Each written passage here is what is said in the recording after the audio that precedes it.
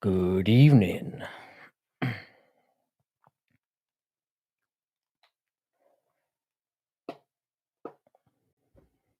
How we fucking doing, people?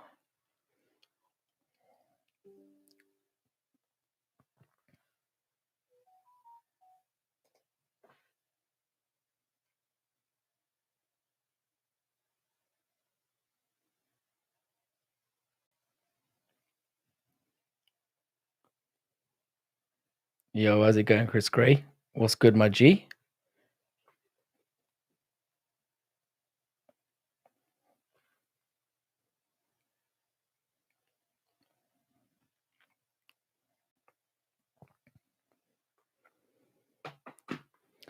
Not much, man. Not much. Had a pretty chill one. Little bit of family time, little bit of chilling. Can't complain. How you doing, Westy? What's good, my man? How's everyone doing?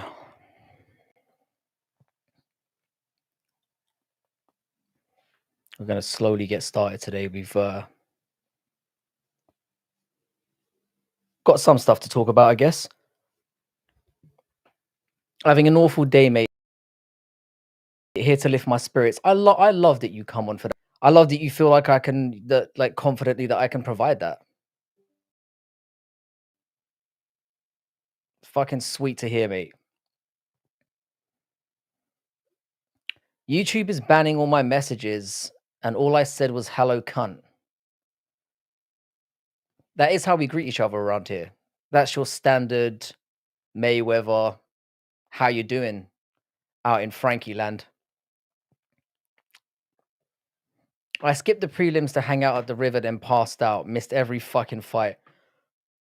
I don't want to say that you missed a barn burner because you definitely didn't, but it was an all right card, which is like a 10 these days. It was a weird one because like we got a lot of finishes, but it felt very empty. I don't know exactly how to put it. Very empty indeed. Good to hear. I just smashed some strawberry shortcake. The more you describe your daily habits, mate, I'm starting to think you're a big round cunt. Or you're no, no, I wasn't. I'm not gonna say what I was just gonna say. Whenever I'm sad, I just think of JDM dethroning Bilal. Yeah, seeing him with his face split in two it really does make me feel better. I'm with that as well. It's like how I got off on like when regular porn wasn't working. I'd just watch Amanda Nunes beating the shit out of Juliana Pena, and that would always get me going. How's it going? How's it going, Captain Raf? I was trying to text you earlier. I haven't been on Twitter today, so I'll probably well, I definitely missed it because I wasn't on Twitter today. How you doing, Cheds? What's good, my man? Good to have everyone here. Thor, always good to have you in the building. Congrats on doing well on silk pajamas. Your long shot paid off. It wasn't really much of a long shot, to be honest, mate. In this round, well, in this round anyway, I think I'm currently like fifth or sixth in the table, but I came second last in the last band of 5, which was very impressive for me because I am retarded. So it kind of makes me a really good MMA predictor. How you doing, Julius? What's good, bro? How are you? I didn't watch any of the fights either, just watched the finishes this morning. I'm starting to think that that might be the approach of a lot of cards now. Just wake up in the morning, turn your social media off, replay it. Thoughts on Coon Show thinking this YouTube game is serious? What's Coon Show? Have you just got me to say something terrible?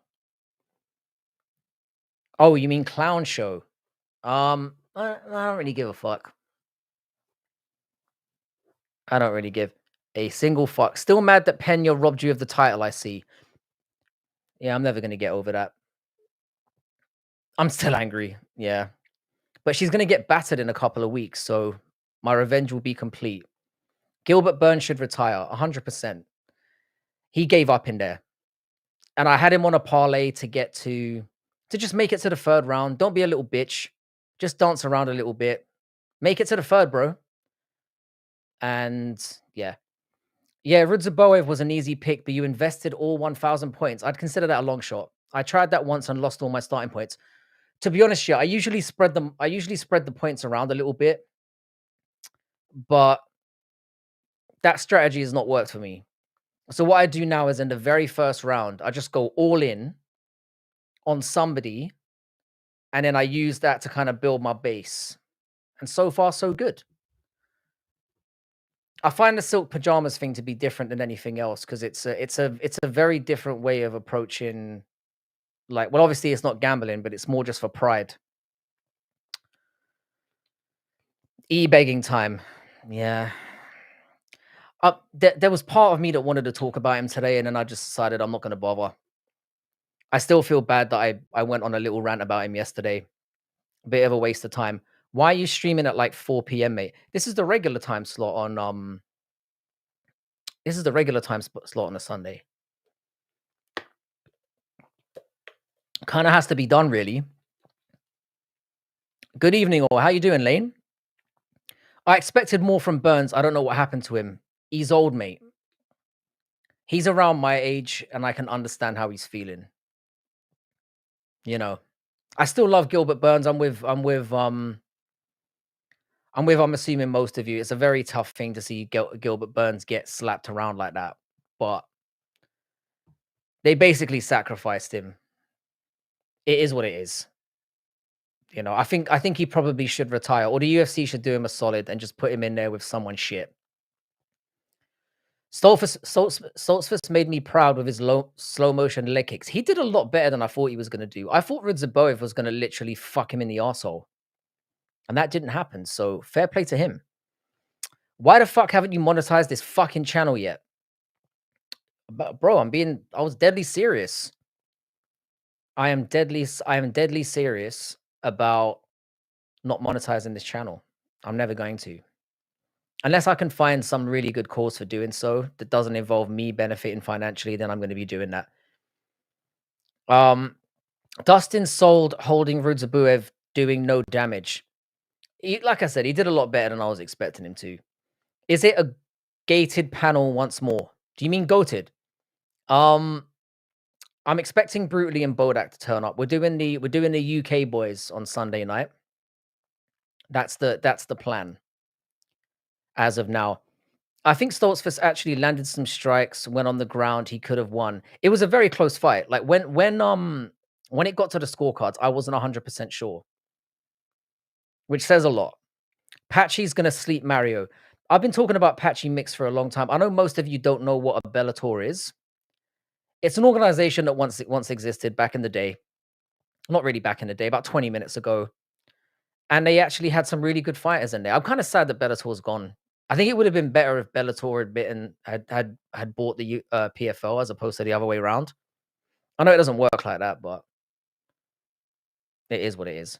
I mean, gated as in not public. For now, I'm basically waiting for Brutally and Bodak to turn up, and then we'll kind of see how things go from there. I'm not planning on doing a very long one tonight because it is Sunday. I've got work in the morning. I'm one of the sheep now, so monetize this shit and start a charity or something. You really think this channel is going to generate anything that a charity is going to give a shit about? You really have high hopes for me, and I appreciate that. But there's no way this channel is going to generate anything. Let's go UK chaps panel. No, like fucking today. They're going to turn up in their own good time. Did you see how many Brazilians quit yesterday? Burns and Camilo. What's going on with Brazil? I'll be honest, yeah, I didn't know who the fuck Camilo was.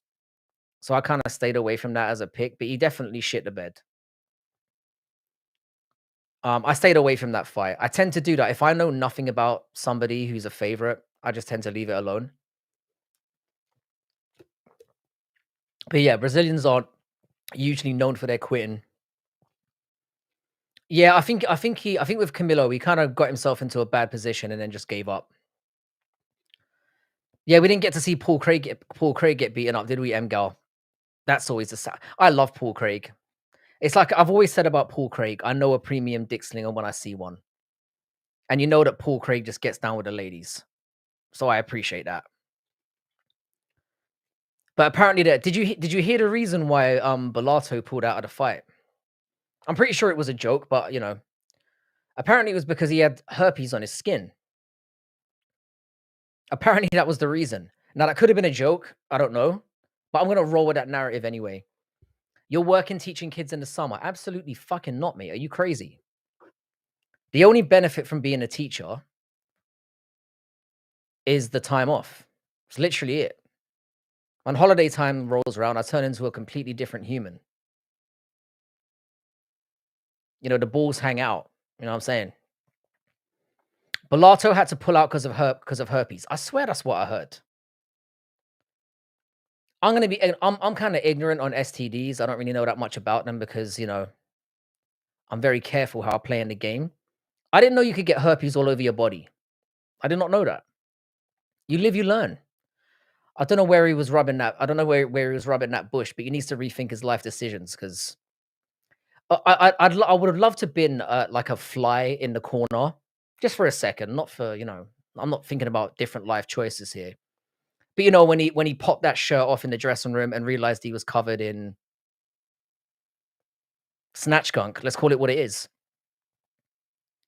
I would have loved to have seen the embarrassment and the reaction because he only literally pulled out about an hour before the fight. Yeah, herpes. That's got to be the maddest pull-out reason for a fight ever.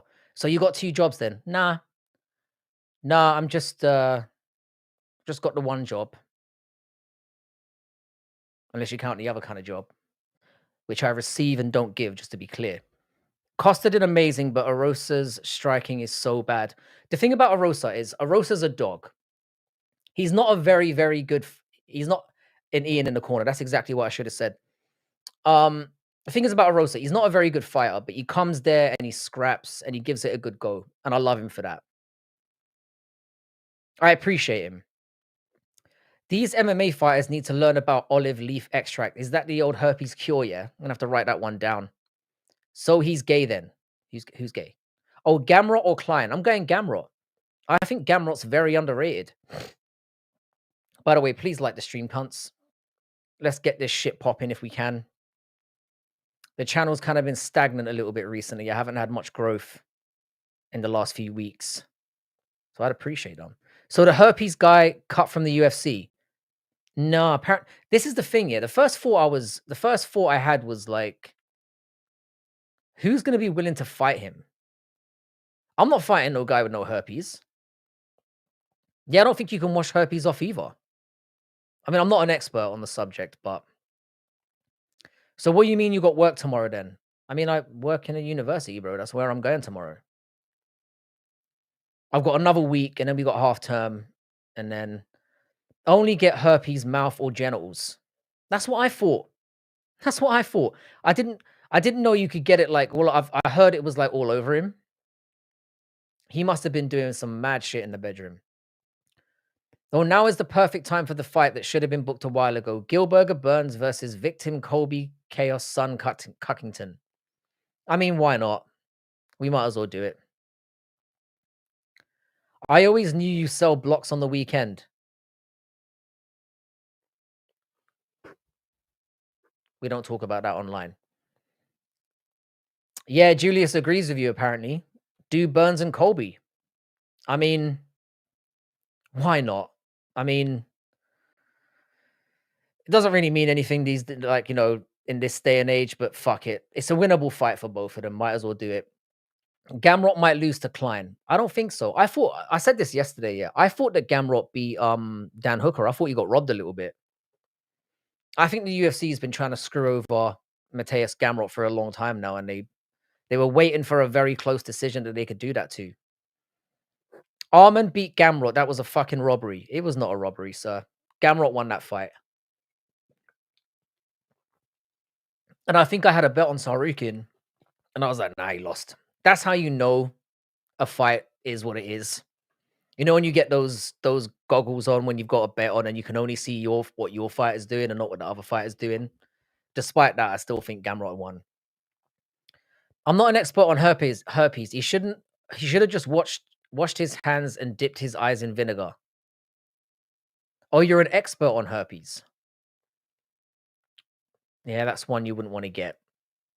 It's an old tribal remedy. He had herpes all over his forearm and elbows. Huh. I called clown show. I called clown to show his face, but he bitched out. Certified bitch made clown. Yeah, I'm not really gonna go into that guy anymore because he's not really worth the time. But he will never show his face, and we all know why. Maybe it was staph cheds. It's weird that the herpes thing would come out though.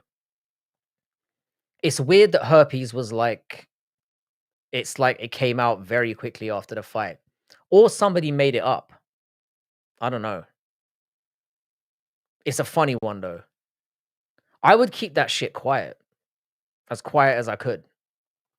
If I'm Paul Craig, I'm not going near him. Fuck that. Juice Man, Clown Show literally made fun of me once for not showing my face. Yeah, he said a similar thing to me as well. He said that I can't remember what it was. He said a lot of things that were dumb, but we all know it's just to be taken with a pinch of salt. You know, I'm not going to get into it because it's exactly what he wants. All I'll say is that this is what he wants. He wants us to talk about him. But I'd imagine though, Juice Man, does that happen a lot in his lives where people just come in and just hurl abuse at him and try to get him to rage? Because I'd assume that a lot of people go there for that kind of entertainment. They're just like, fuck it, I'm just gonna get this guy to lose his fucking shit and just laugh at him. I don't know. Hang on a second. Bro, how you doing?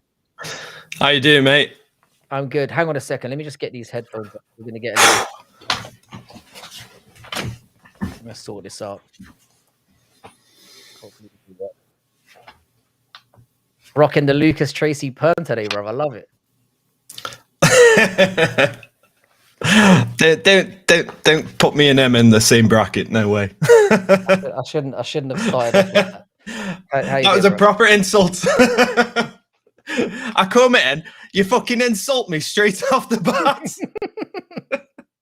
And we promised to have like a chilled out Sunday this evening, and I fucking ruined it already. Yeah, I'm good, man. How are It's you? so fucking hot today. It's so fucking hot. Oh my god.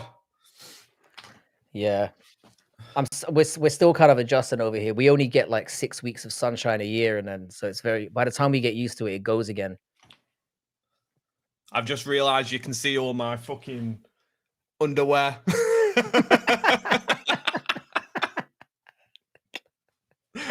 Oh, Jesus Christ. Oh, fucking hell. So, did you enjoy the card last night? What did you think of it? I casually watched it because I was editing, but I'm sick to death of the UFC using guys like Gilbert Burns to feed the new prospects. Something else, something else needs to be done because it's getting ridiculous. It's getting ridiculous now. I get it. We were talking about this with champions, a title holder, like Jones fighting Aspinall. I get that, but using someone like Gilbert Burns and feeding him to fucking that camp as fuck Morales. I don't know. You've seen the videos doing the rounds, haven't you? Fucking in the dress and No, you haven't seen it. No. Okay, so there's a video going round. He's wearing a dress. He's all dolled up like a woman, and he's like rocking. He's worse than the fucking what's his name, Talbot. He's worse than Talbot.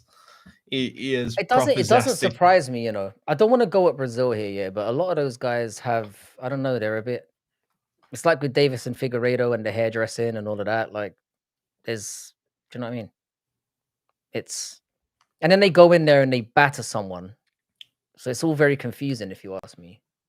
It is. We're in this new era, aren't we? Androgynous fucking males that can kick your ass. which is the troubling thing.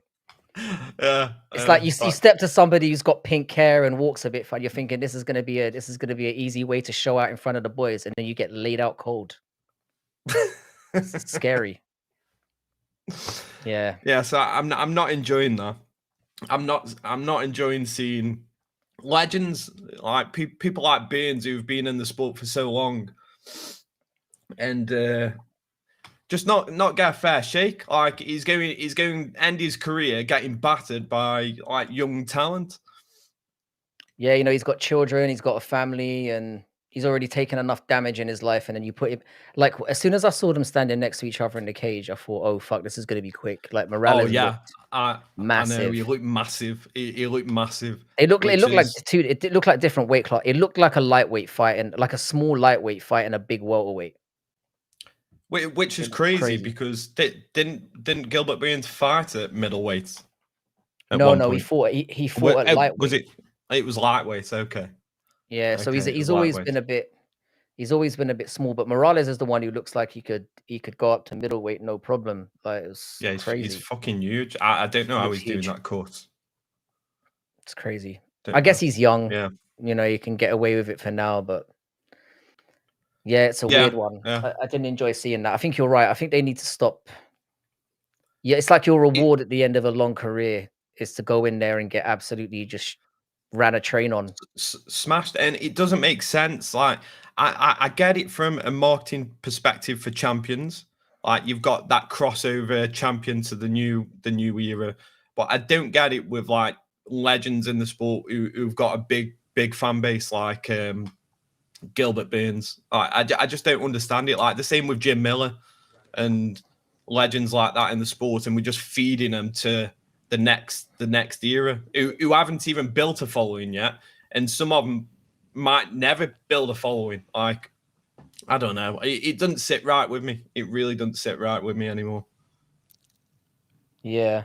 I think their logic is like because they're paying somebody like Gilbert Burns probably a lot of money, they think to themselves, well, if he wins, you know, we can keep the train rolling and use his name to get but then if the other guy wins, we're kind of pushing his name into the stratosphere and then he's got that name on his CV. But it's nonetheless disgusting. I mean, it looked Where like was bullying in the where was Gilbert Burns ranked? 8th. Eighth. So it puts Morales in a very interesting position. How you doing, Bodak? Sorry, that was a bit. Sorry about that. Hello, how you doing?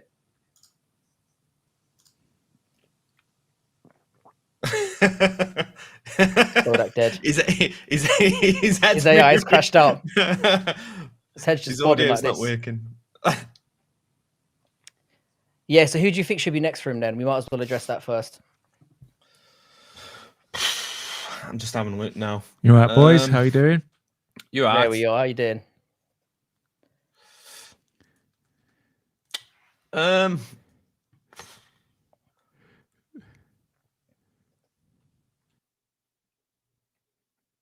He's got to fight up, right? I don't know. I How about Leon Edwards? possibly, possibly, or do you think they might do Edwards Gary next? I don't want to see Gary get that fight. It's a bit too easy at this. It's another. Nah, I want to see the next fight. I want to see somebody that has a legit chance of murdering him on live TV. we know that Leon doesn't come with that kind of brand. Yeah, So, but who does Gary fight next then? Because it is Sean surely. Brady. Do you think? Do you think that's the fight they'll make? Yeah, they can't. Well, they can't do. Well, they can't do Rekmanov again.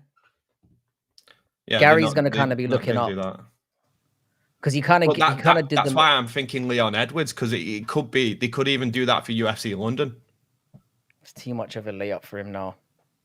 I don't want to give this guy any more wins. I know you don't want to, but I'm just thinking logically that I think that might be the move for the UFC. They can market that quite well. I don't know. Because don't you think Brady might sit out for the title shot? It's a big weight though, isn't it? It's going to be a big no, weight. because Shavkat still technically deserves a shot as well. So I think whoever, so you've basically got Shavkat, Brady, and Ian Gary. And then whoever out of the two of those decide to fight each other. Yeah, whoever out of the two of those decide to fight each other are going to be the ones that. And you've also got potentially Buckley waiting in the wings, who, if he beats Usman, could enter that fray as well. Because we're not going to see bad position being though for the UFC. I mean, it's a good position for not being.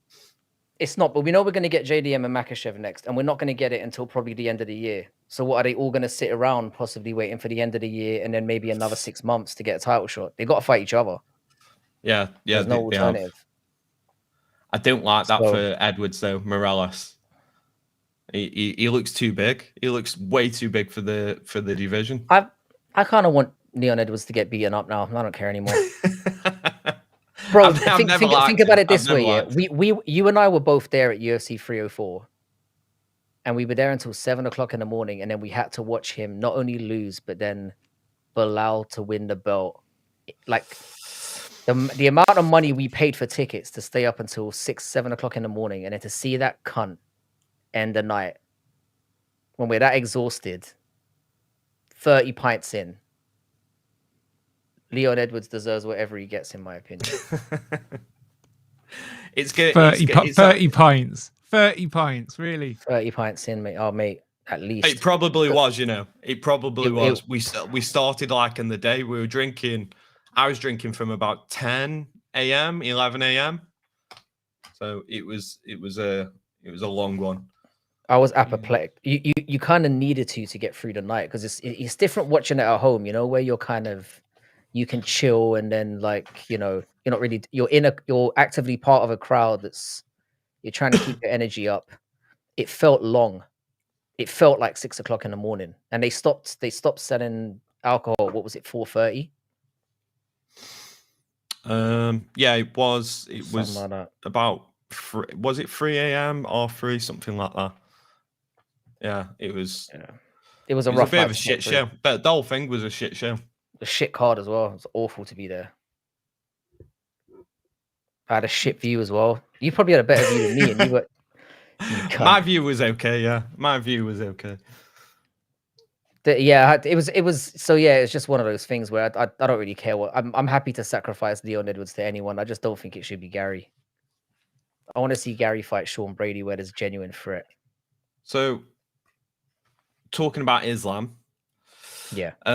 He's stripped now. He isn't keeping the lightweight title. Do you think it's fair though? Do you think it's fair? That's why I want to know. What do you think about it? Let's get Bodak in on this first, if he's alive. What do you reckon, Bodak? Yeah, we were mentioning it earlier. Like, why him and not John Jones? That's what everyone's going to be thinking straight away. Yeah. I mean, I have good reason for it. I back that. Jones. Don't forget, he's been in the UFC 17 years. He started fighting in the UFC 2008. He's had 24 fights, 2 titles he's won. He's defended the titles 14 times, combination, at light heavyweight, and 1 heavyweight defense. In comparison to Islam, 4 defenses. One was a featherweight. One was a short notice. Featherweight. Two were featherweight. Same featherweight. Yeah. One was short notice. Then he had another short notice fight against Moicano, and he got gifted a title defense against fucking Dustin, who fumbles every title shot that he has. So, you know, for me, yeah, vacate that fucker. I don't think it's even.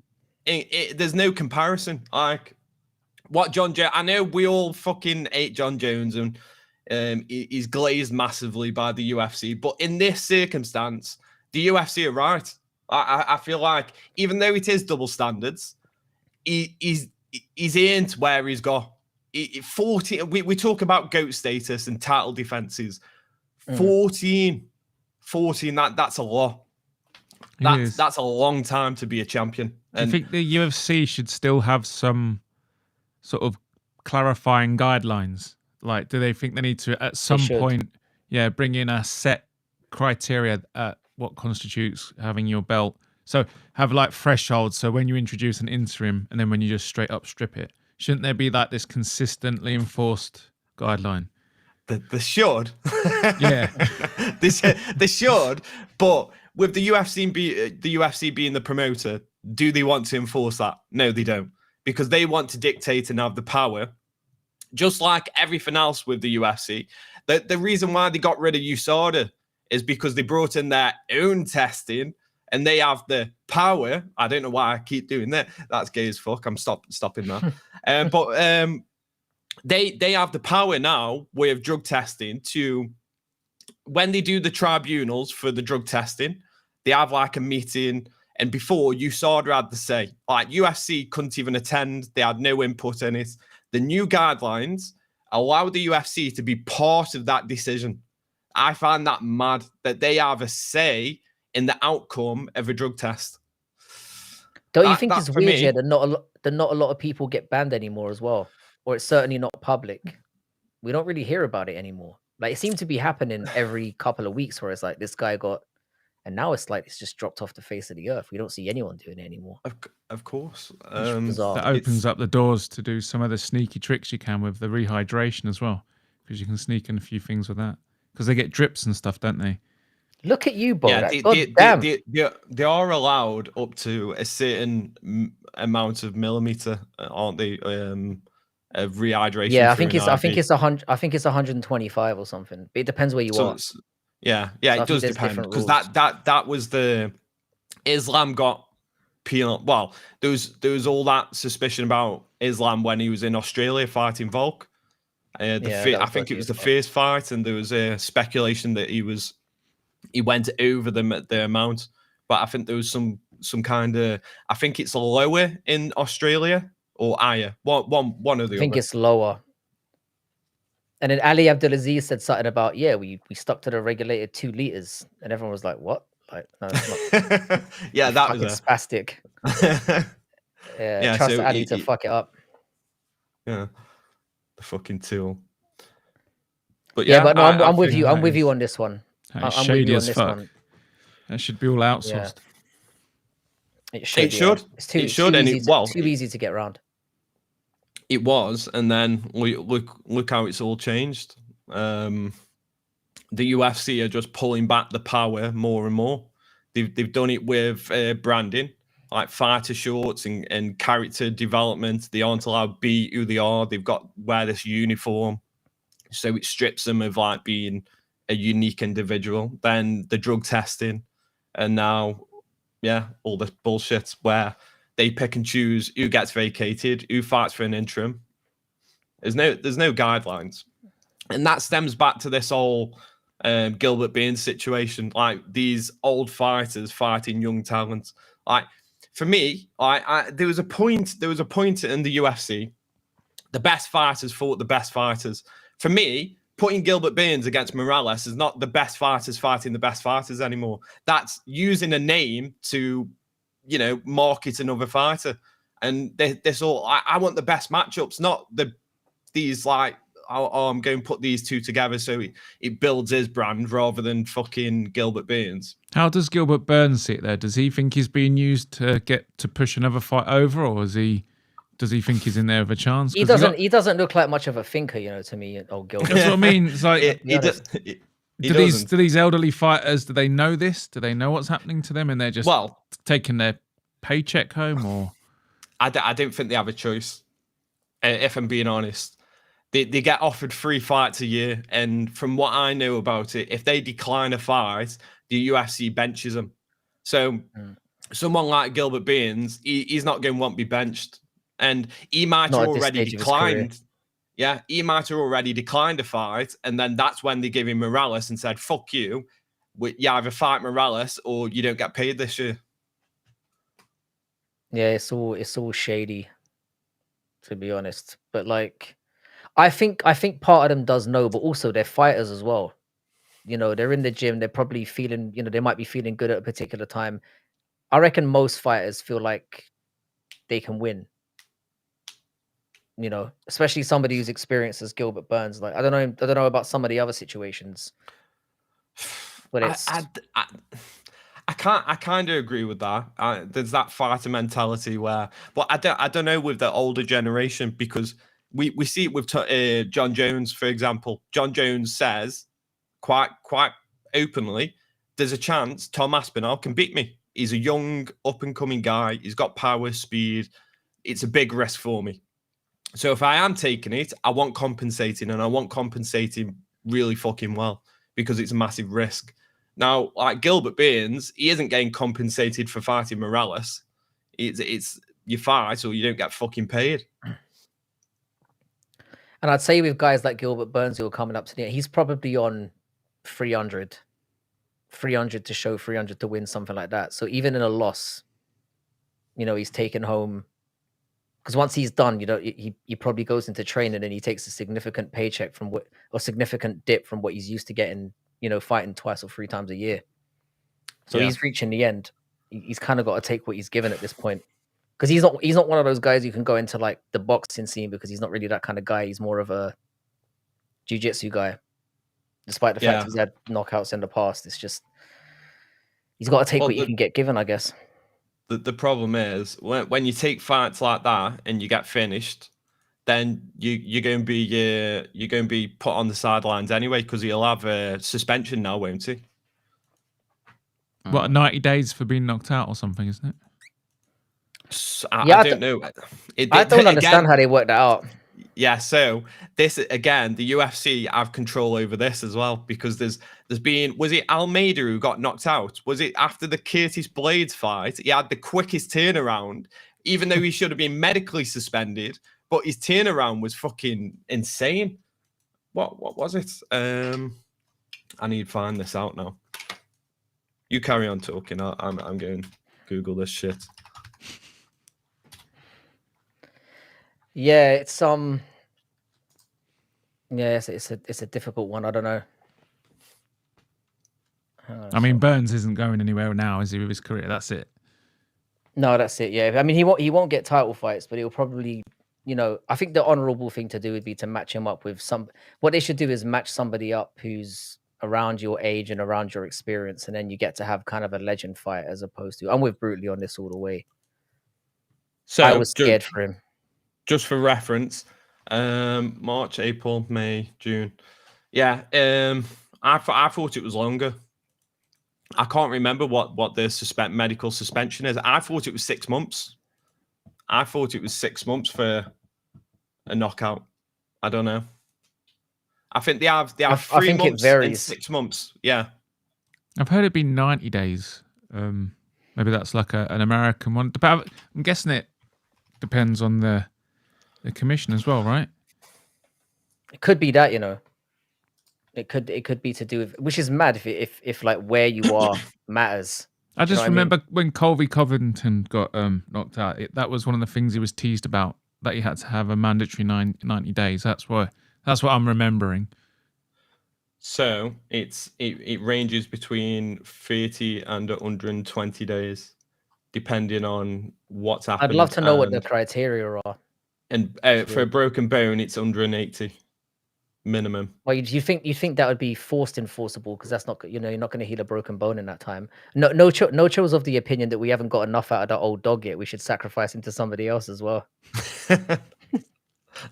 Let's just get him beaten up again. I don't think he's been beaten up enough.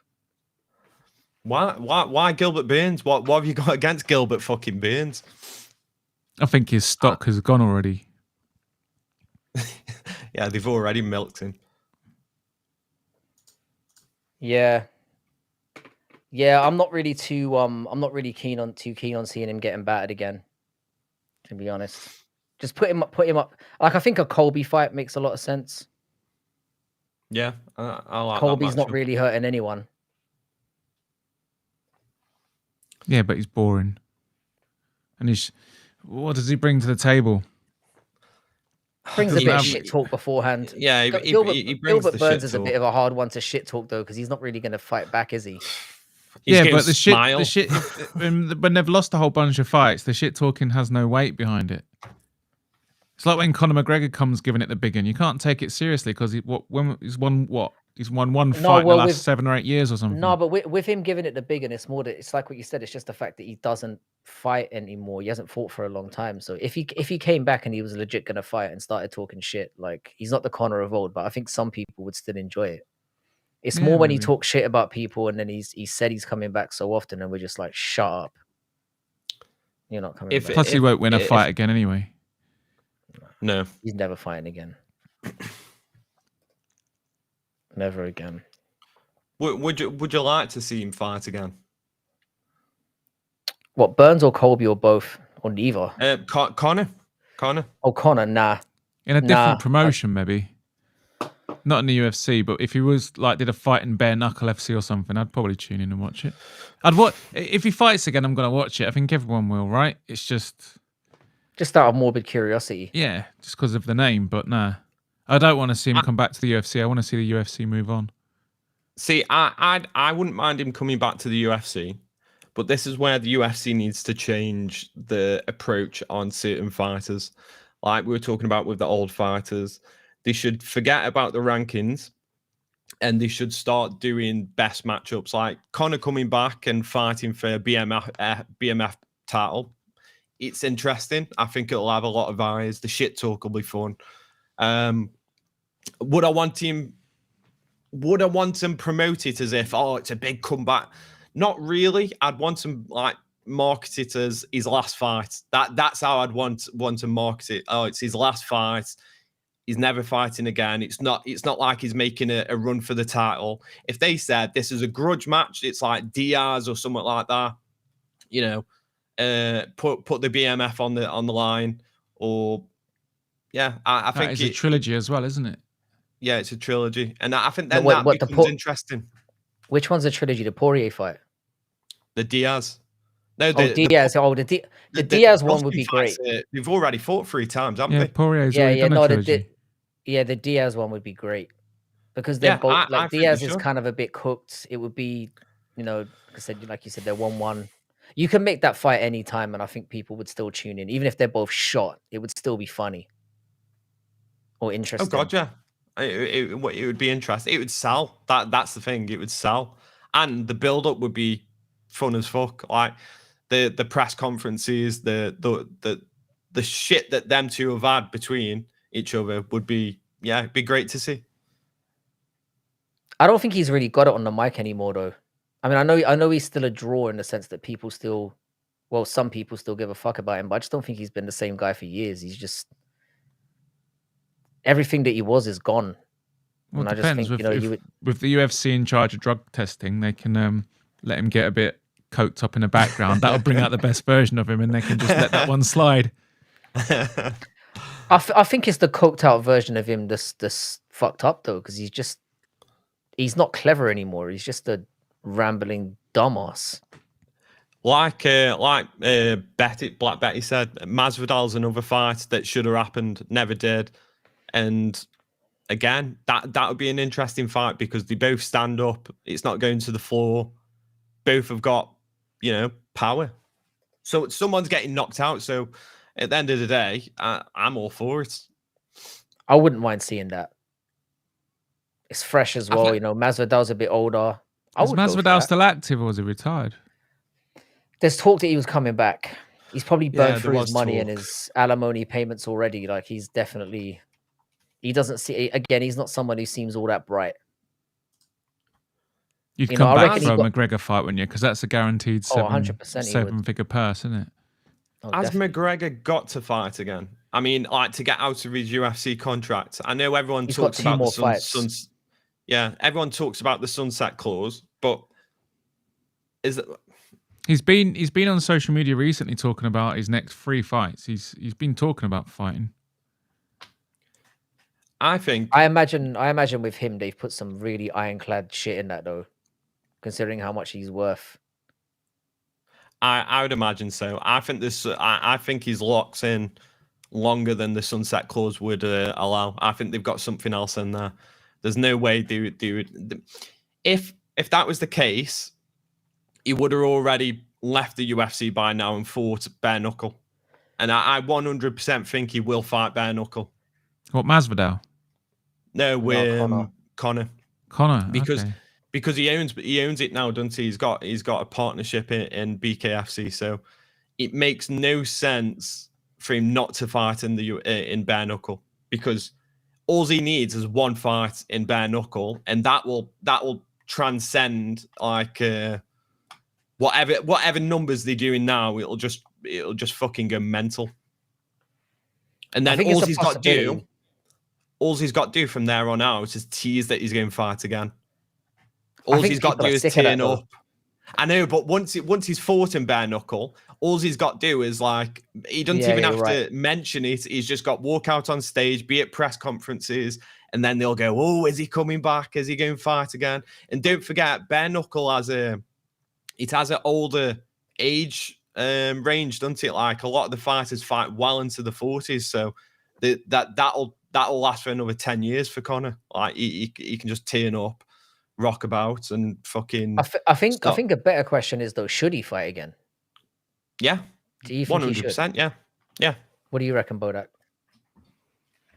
I mean, if he wants to retire on a win, he has to, doesn't he? I don't think it matters. If I was him, I categorically wouldn't. Like, he's got more money than he can ever. He made it clear from the beginning that was the reason he was in the game. He's more likely to just suffer more humiliation. I don't really think I don't see any value to it really, other than a bit of a circus. Like, if I was him, I definitely wouldn't even think about it. Fighting again. Yeah, most like 99% of them fight because they need the money. For me, it's not about legacy. Maybe a grudge fight, like the right fight, I think you'll come back for in the UFC. And then depending on how the contract works, if he wants, I think his main goal and motivation should be fighting in BKFC, because I think he can become a face of a new organization, and he can become that guy again. and he only has to do one fight, and then I think for the next few years he can just ride the coattails of one fight for fucking years, and he'll be the guy again. He'll never be the guy again in the UFC. It just won't ever happen. But in bare knuckle, I think he's around it, and he's around the fighters, and I think he's getting excited by it. The possibility of having that attention, having that spotlight again, and I think he could be the face of BKFC, at least temporarily. And I think that's what excites someone like him, because his ego's so fucking big. I don't think it's ever been about money. I think he's just a fucking egomaniac. Yeah, I just don't think we see it. Like, I think if there's going to be anything likely we get him back for, I agree with Chrissy. I think it will be the Nate fight, because it's Nate Diaz has looked pretty bad in his last few, so he could probably convince himself that he could get in there. Did Nate Diaz also got knocked out by Jake Paul? Yeah. No, he didn't get knocked out. Didn't he? He just lost. He lost by decision. Nate Diaz doesn't get knocked out, bro. You need active brain cells to get knocked out. You need something to switch off to get knocked out. He doesn't have those. But yeah, if he's losing to Jake Paul, McGregor after a full camp's gonna annihilate him. But you got to remember as well, Jake Paul is like, I can't believe we're talking about this cunt. But anyway, he's like, he was in there like, 190 pounds. Nate Diaz he primarily operated at lightweight. So he was a 155-pound fighter. It was never.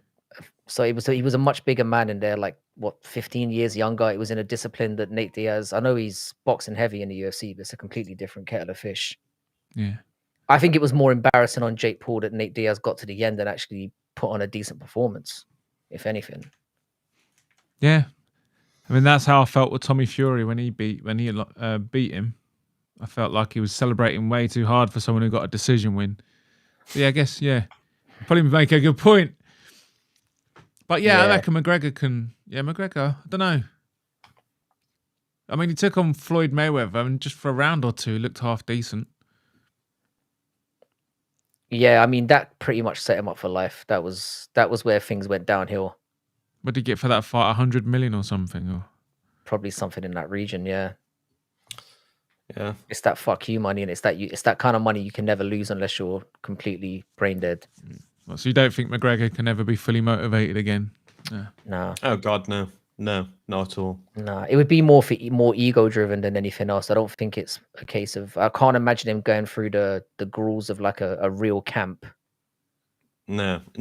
Like when he And was being in the training shape he should for be. the Dustin fight, wasn't he on a Lambo yacht training like in the fucking I Maldives? mean, wouldn't you be? Like, that says it all, doesn't it? The fact That's he's got always a been the gym on thing his of. yacht, that's just mental Yeah, money. Yeah. on a that's the thing Lambo about yacht. McGregor. I always look at him and go like, God, you're stupid. I would do exactly the same thing. Do you know what I mean? Yeah. Like I can't even begrudge him for that. Yeah, You know, if I why had are you that gonna kind go of back to money the right old? now, I'd just be sat in my yacht, which had an office with Starlink, and I'd just be. Get doing coke and whatever else. I'd be doing the exact same Because shit. he got criticised for that. I think it was the first Dustin fight, not the one where he broke his leg, the first one on his comeback. Because they fought twice, didn't they, in quick succession. But I'm sure it was the first one where he was training on the Lambo yacht and he brought in all these like weird training partners and he got a lot of shit for it, didn't he? Yeah, it's hard to begrudge him. Like I said, I would have done things probably the same way that he did. And again, he's one of those people who got the like, Yeah, you I'd know, bar a whiskey he's always company. got that. Just I do it Yeah, all. he's got his whiskey company. He's got all of his business. Like I said, and he'll always have that one of the first like simultaneous double champ things. He'll always have iconic moments that people can't take from him. He's He's never been going to be good with seen his as a money GOAT. though, hasn't he? He's invested Oh, it in 100%. so his Yeah, money's now yeah. making money, so he's set. Oh, He's yeah, yeah, sorted. Yeah. Yeah, he's Yeah. like definitely he's in a position where he's like I said, he's got stakes in BKFC, and I think that's where Brutali's kind of leaning. That makes a lot of sense to me. Like if he can try, because we were kind of touching upon this before about how the UFC's got a little bit stagnant recently, and how like it's at the fault of other organizations for not stepping up really. But it puts a big opportunity for somebody to really step up into that number 2 spot. And BKFC is kind of in that very funny space where, you know, it's not MMA and it's not as kind of, I don't know, as boring as boxing can sometimes be because What there's about people the going in Eastern there and promotions? I thought, isn't there? Oh, Isn't there? I Which mean, one is it? It's watched? It's Octagon actually and no. Isn't there an Asian promotion that's it's oh, watched by one. more? Yeah, it's watched by more people than UFC, but it's just not quite as profitable. I thought yeah, that was what one will never surpass the UFC. There is an organization that I believe could possibly do it. I think it's a wild thought, but I do think Octagon MMA is doing a lot of things right in building the fighters. The only problem is they always going at this barrier of trying to keep fighters in the promotion because ultimately they won't go to the UFC. And that is once this is the problem. I think any organization is going to have when they try and challenge the UFC. And Octagon MMA are rising a shit. Octagon MMA are doing a lot of things right, but they're building fighters. And look at Shamrock, for example. They built him. He's made a name in Octagon MMA, and now he's left. And he's most likely going to go to the UFC. And they built this character. They invested a lot in him, promoted him, marketed him, and now he's going straight to the UFC. They're just going to scoop him up. And they built that fighter. Otherwise, if they weren't investing in fighters, he wouldn't be going to the UFC with a big name under his belt. With the marketing that he's had off the back of Octagon MMA. That's the trouble. I think a lot of organizations are going to have. If they do take that risk in building fighters and marketing them, UFC could scoop them up. Isn't there a story with Bellator and Michael Page where they gave him a lot more money than all the other fighters because they were just trying to keep their headline act sort of in the promotion before going to UFC? It stopped him going way earlier than he would have gone before. Yeah, the whole thing with PFL and stuff is bizarre because I feel like they've really dropped the ball here. Like, I mean, it wasn't that exciting. I mean, I said this at the time. It wasn't that exciting an acquisition. It just feels like PFL have acquired them and just let them run out their contracts and got rid of them. It's really bizarre. Yeah, because that's why a lot of fighters were getting pissed off because they weren't getting fights. The Bellator fighters just weren't being offered fights in PFL or anywhere, were they? Let's bring back to your point. It's like if they're going to try and keep hold of these bigger fighters, they might shoot themselves in the foot and end up in a Bellator situation, you know? Yeah, I think Bellator's problems were more just there was the funding thing because I thought their shows were fairly well done. I've gone to a couple of them and they didn't put enough shows on every year as well. It was sort of just they didn't they could never market. get going, and they didn't market. The worst part about Bellator is they would put an event on and they've got a where to watch page on the website and you click on it and it says coming soon. Like what the fuck? You had to really try hard to find out when a Bellator card was on. Like you'd go on it on the day of the fights and it would just say coming soon, and they've not put it on their own website, and I'm thinking, no wonder you're going out of business, you stupid fuckers. Like especially in the UK and Europe, where you had to be a really hardcore fan to if you were watching fucking Bellator, because it was not easy to find out when the events were on, when the start times were, what channels they're on. And it's a shame because they did have some decent fighters. Yeah, they did. We're kind of seeing that now. We're seeing some of them come through. Like they had they've obviously got Patchy Mix coming through at the moment as well, who's just been announced for 317. I'm expecting him to do quite good things. But you're right, it's a shame because it was a real opportunity for PFL to grab the bull by the horns and say, right, we've got a big enough roster now. We can expand things out a little bit. We've made some mistakes, but make a real go of it. And now it feels like we're kind of in a weird place in the MMA space where the UFC is streets ahead of everyone else. They don't even have to try anymore. So the product's kind of feeling a little bit stale, but then there's nobody really who's big enough to step up and compete with them. So it feels like a very weird, dark time in MMA right now where plus if anyone gets close enough to the UFC, they'll end up just getting bought out and things like that as well. They'll have that to contend with. Don't think they can do that now because that's what the UFC were doing with like Strikeforce and all the promotions that they were buying out. They stopped doing that. I think they would get done for monopolizing the industry now. I think they're regulated. It is a monopoly now anyway. Yeah. I mean, it's just not officially said. It's sort of it is because they have feeder organizations, don't they, as well? They have like Cage Warriors, LFA, they're all what's the Invicta for the women, the Invicta, they have all these promotions that just feed directly into the UFC. But I do believe right now the UFC are fucking up. They're making a lot of mistakes. The door is wide open for any organization to just fucking step up and do something. And I think in 10 years time, the UFC space is going to be very different than what it is right now. Yeah. But this is where our responsibility is, like, you know, people who cover MMA, we need to stop pushing Octagon and things a bit more. Well, I've vowed to myself, I don't think I'm going to do UFC watch-alongs anymore. And my biggest numbers came from Octagon MMA watch-alongs. That's where my numbers came from. When I did Octagon and I think I did some like PFL Europes. One PFL Europe got me like over 1,000 people watching, like That's live, crazy. and it's crazy. Like, so I would have shit my pants, mate. Advice for streamers out there: if you're new to the game or you're not getting the numbers for watch-alongs, go out there and do other events. Don't do the UFC. Build that space in other events because there's plenty of events going on and there's still a big audience out there. And the big streamers like Lucas Tracy, MMA Guru, all them they don't go are not anywhere streaming near it. They don't go near it. It's like I would argue The- that Isha's probably the biggest one in the space, and he's made a real go of it, just like jumping on with basically covering everything, and he does very well in the space. He's the one guy you can depend on to sort of cover everything, and he's done really well with it.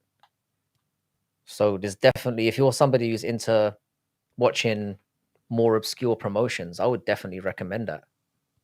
Do those watch-alongs. Because there are fans out there. There's so many big promotions. Like you've got Brave. Brave has a massive audience. Brave's in Australia, isn't it? No, like Middle East, into like. Oh, I might have mixed that up. What, Bahrain or somewhere, I think. No, obviously you have mixed that up. Yeah, but there's a few out there. I would definitely say that could be the way to go for people. For sure.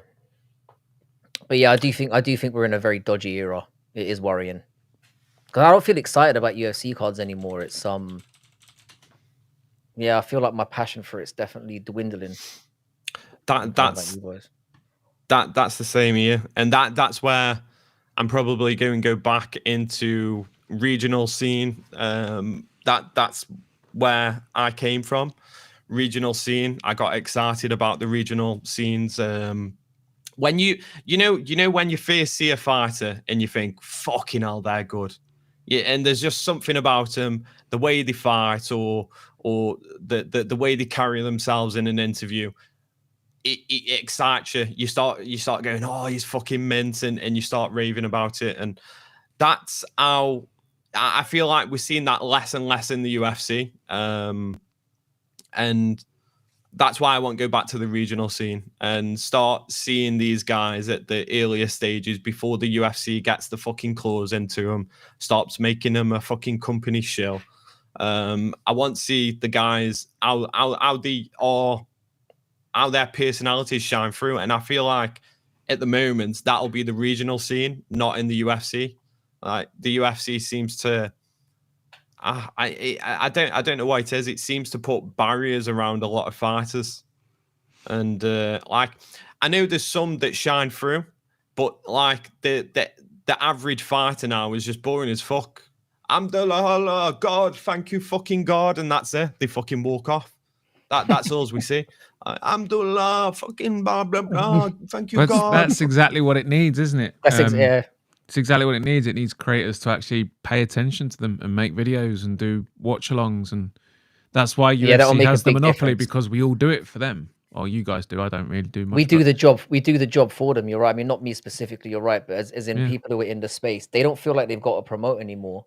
Yeah, I've seen some guys are going live on Friday evenings to cover the bare knuckle and stuff like that. So there is the other promotions are catching on. But yeah, I think Bill was right. You need to prioritize the smaller promotions over the UFC. Otherwise, nothing's going to change. The thing is, like, I don't know the numbers on Octagon MMA, but they're selling out stadiums. They're breaking records. They've put on an event last year that broke all MMA records for the biggest capacity MMA event. Like, to me, that's insane that the UFC don't have that number. The UFC don't have the most attended. Well, they keep it safe because their ticket prices are high and they can just roll the circus into town. Do you know what I mean? But what's really good about things like Octagon is they're operating in spaces where the UFC doesn't tend to go. So there's a real opportunity there. If you're going around in different countries in Europe, for example, because we know that the majority of the cards, like I think it's something ridiculous, like 90% of cards are in America. Yeah, the UFC is not even in the top 5, by the way, for the most attended event. Yeah, they don't do. They refuse to do stuff like stadiums and things like that, and that is a big. They don't need to. They're charging fucking 10 grand for a front row seat. They can just bring all their equipment with them, go from one city to the other. Costs are minimalized. It's magic. Crow Cop managed to sell out an arena at 91,000. That was for Pride in K1. That was in Japan in 2002. It doesn't surprise me that UFC aren't in the top 5. It's like when the Conor Ben and Eubank thing happened a couple of weeks ago. That was in a stadium of like 60,000. It was an incredible atmosphere, apparently. Yeah. I mean, I was gutted. I was tempted to go, and I was didn't go, and well. I wish I'd have gone. I wish I'd have gone because the tickets were dirt cheap as well. Yeah, they were. You could get them pretty much all the way up to the day of the fight because nobody took it seriously. They all thought it was going to be shit. And I was saying for ages, it's going to be because it's not about their skill level or anything. It's just about two guys who have generational hatred who were just going to go in there and fight, and it was glorious. It ended up being a better fight than I thought it was going to be. To be fair, like you say, it turned out to be warriors fighting, not like it wasn't like the average boxing fight, was it? No, there was nothing technical about it whatsoever. But a fight doesn't have to be technical for it to be good. It can just be two people just putting a war on, and that can be enough to entertain. Yeah, it was great. But like I said, I mean, I don't know. Is there anything upcoming that you guys are particularly excited about that's coming up? Because I can't really think of much. I know we've got, well, probably the one for. Well, I'll let you guys, if you guys can think of anything off the top of your head first. There's only one thing that jumps to mind, MMA wise, that I'm excited for, and that's part of the problem. What's that? What? I'm kind of looking forward to seeing Drickus and Hamzat. Because I think the build-up will be good. I think Drickus has a way of getting under people's skins. And I think the fight will actually be good. The personalities aren't fighting enough. Mm. I mean, O'Malley's fighting again, and my casual brain loves an O'Malley fight. Yeah, I mean, he's a very skilled fighter. But again, I'm just skipping through the events. Personality. Oh, Charles Oliveira's at 317. But again, I'm not that buzzed about that. Because it should have been. We're all thinking about it should have been Makhachev and Ilya. So that feels like we got a replacement fight almost. So it's not as exciting. Okay, the first fight I'm looking at that's actually making me excited is Max Holloway and Dustin Poirier at 318. Oh God, that doesn't even excite me in any way, shape, or form. Do you know what bothers me about that one? Do you know what bothers me about that one? I think the reason why Brutally and I are on the same page, we've already seen them fight twice already. Yeah, it's a rematch and another fucking rematch. In both, it seems pointless. But I suppose for you having that's first time around, I can understand that, and it will be a scrap. It's exactly that. It's pointless. There's no feud. They have no feud. It's Dustin's last fight. And what's Max gaining from it? Oh, he's revenging his loss. Yeah, Who but cares, Max? Wouldn't he he'll be able to claim a title shot after that, will he not? No, God fucking no. Really? Fighting Dustin? No. I don't know. When you knock off a big name, people always call for it though, don't they? Yeah, but you got flatline KO'd in his last one. And Poirier lost his fight before that. So it's like, it's tricky. There's loads of people in the front of the line before those guys. But what will be good about it is Max is already ranked above him. Like, it makes no sense. Like, yeah, fair enough. But again, it kind of falls in line with yours. Go ahead. They should have done Arman versus Max, and they should have done Dustin versus Colby. That for me, like Dustin versus Colby, they've got a feud. Oh, Dustin versus Colby would have been amazing because they hate each other. That's the fight that should have, and it should have been catch weight. That was the fight to make. Other than that, I find this fight absolutely pointless, and it'll be a good fight. It'll be a decent fight, but there's no it's these context of situations. Like there's no context in a lot of these fights. They're not really. There's no purpose to it. It's like, oh, shaking the hand, nice one, mate. Yeah, and again, even putting the BMF one on, it seems weird to me because Max is the BMF champion, but he just got fucking flatlined for the first time in his life by another guy who's not the BMF champion. Yeah, it's like we choose to put it on when we feel like it. I hate the BMF title. I think it belongs in WWE. So stupid. It belongs in WWE, not UFC. I don't mind it at all. I don't mind the BMF. I don't mind it. It's a bit of a gimmick, but that's exactly what it is. Yeah. But if it was actually up, whenever that fighter fought, if it was actually up for grabs when they fought, then it would make more sense. Yeah, but that's the UFC. That's the UFC being stupid. Because the first time they did the BMF, they said it'll never be defended. They'll never do it ever again. And then who won it? Who won it after? Was it Justin who won it? Did just No. Oh no, Justin Gaethje won it off. Who was it? Who did Justin Gaethje win off? I'm sure. Or did they just give it up? Because it wasn't Masvidal. Masvidal had it. Yeah, I think it was just up for grabs. No, I'm sure they've done it 3 times. I'm sure they did. Masvidal, Diaz. No, they've done it, but I don't think so. Masvidal won it off Diaz, but then he lost to Usman, I think. But I don't think. And then yeah, but they never put it on the line after that.